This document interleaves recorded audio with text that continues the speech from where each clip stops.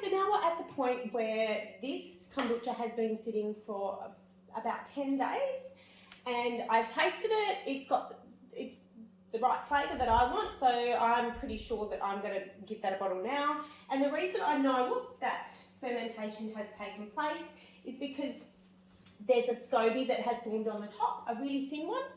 I'll get you in closer to have a bit of a look at that.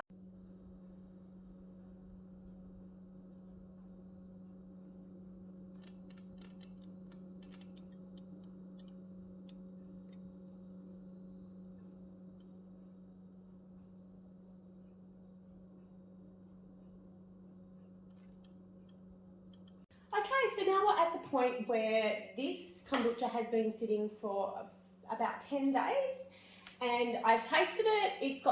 It's the right flavour that I want, so I'm pretty sure that I'm going to give that a bottle now. And the reason I know that fermentation has taken place is because there's a SCOBY that has formed on the top, a really thin one. I'll get you in closer to have a bit of a look at that. So this kombucha is ready to go. Now, you can bottle that, stick it in the fridge and drink it just as is, okay? But it won't have any bubbles in it and it will stay with obviously that flavour. For our family, we like to go through what's called the second fermentation process. And in doing that, we get to add in some flavours and we also get to make it fizzy, which is the way my kids really like it and actually the way I prefer it as well. So, in order to go through the second fermentation phase, if you remember with the first fermentation we added in sugar. So in order for the second fermentation phase to go, we need to add in some more sugar and we're going to do that in the form of adding fruit, right? But we also want to add the fizz. And in order to add the fizz, we're going to need some clean, sterilised jars, bottles, whatever you got. But it's going to be something that's going to have lid on it because the lid, once we put the lids on, the lid is what is actually going to create the pressure within the fermentation that's going to give us the fizz.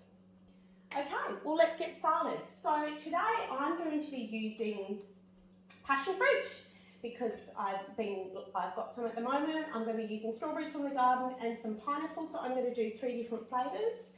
The general rule of thumb is you want to add about half a cup of fruit to 1 litre or 500 mils, 1/4 to 500 mils. These are 750 mils, so I'm going to add about a third of a cup. You probably do really want to stick to those sort of ratios because like with anything fermenting, if you add too much sugar and you put a lid on it, you can experience explosions. I've never had that happen to me, but I guess it's the first time for everything. So just be aware of that when you're adding in your sugar. Another thing you want to do is you really want to finely chop or puree your fruit as much as possible because it just makes the sugars in the fruit more accessible, allowing fermentation to be easier.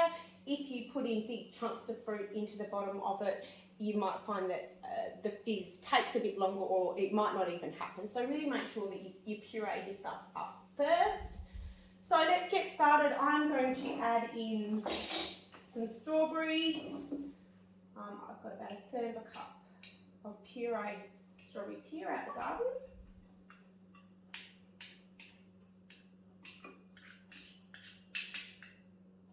And then I'm going to add in some passion fruit, this one.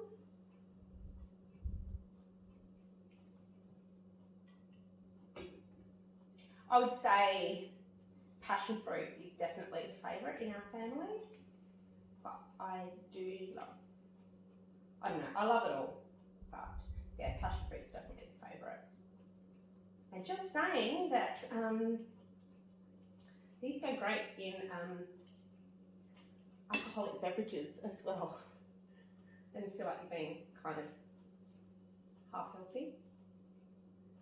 So anyway, we're going to add in passion fruit like that, and then I've got some pineapple that I'm going to add in.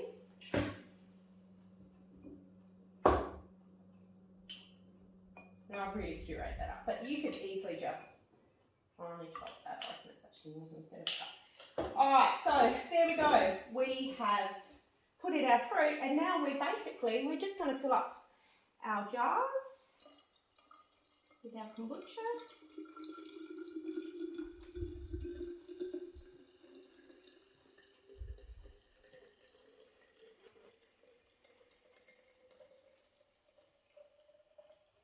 Now you want to leave a bit of headspace, like with anything brewing, just so that, again, you don't get those explosions. And there's enough space there for it to breathe.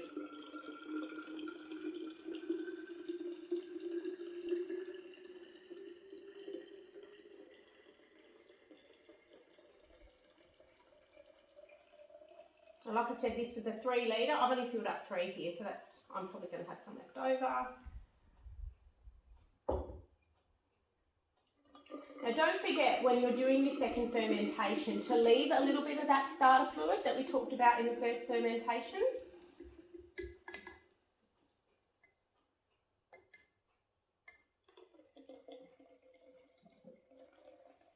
If I remember, that was about 1.5 to 2 cups of starter fluid.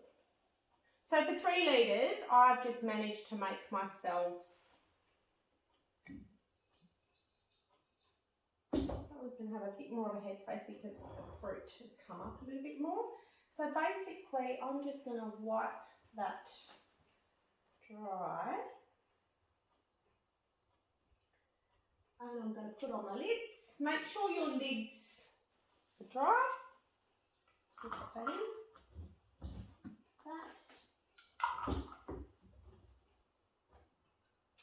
And then I'm going to store that in a cool, dark place. And this is where, you know, in a cupboard is actually ideal. Now, this fermentation, I found for me, 7 days is pretty good. It's got the amount of fizz I like. I have read on some blogs and stuff on the internet that 3 days is enough. For me, I've done 3 days and it wasn't as fizzy as I like. So I leave mine for about 7 days.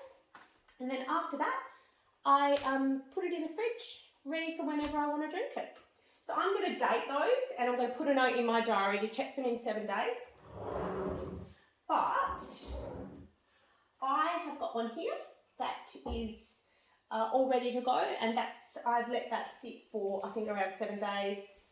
Although I'll put that in on the 2nd of the 3rd, and I think it's, I don't know, it's maybe the 8th today. I'm not sure. Anyway, so this was a passion fruit one, and as you can see, there's all sorts of funky, floaty stuff going on in there. You can totally drink that. You can totally eat it. It's fine. But as you can imagine, my kids don't like the floaties very much. And honestly, neither do I. So what I do, before I drink it, I'll just let that sit in the fridge for when I'm ready. And then I will just get my little muslin cloth here. This one hasn't got heaps of fizz in it, but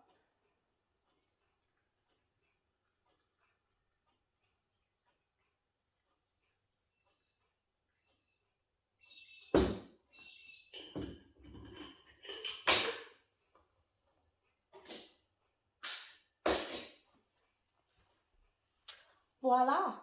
And that is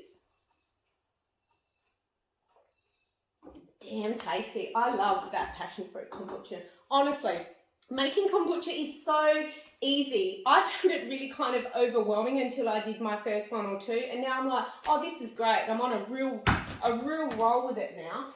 Store-bought kombucha is so damn expensive, and I'm not even sure that, I mean, anything made in mass production like that isn't great, is it? This is something that you can make at home. You know exactly what fruit is going into it.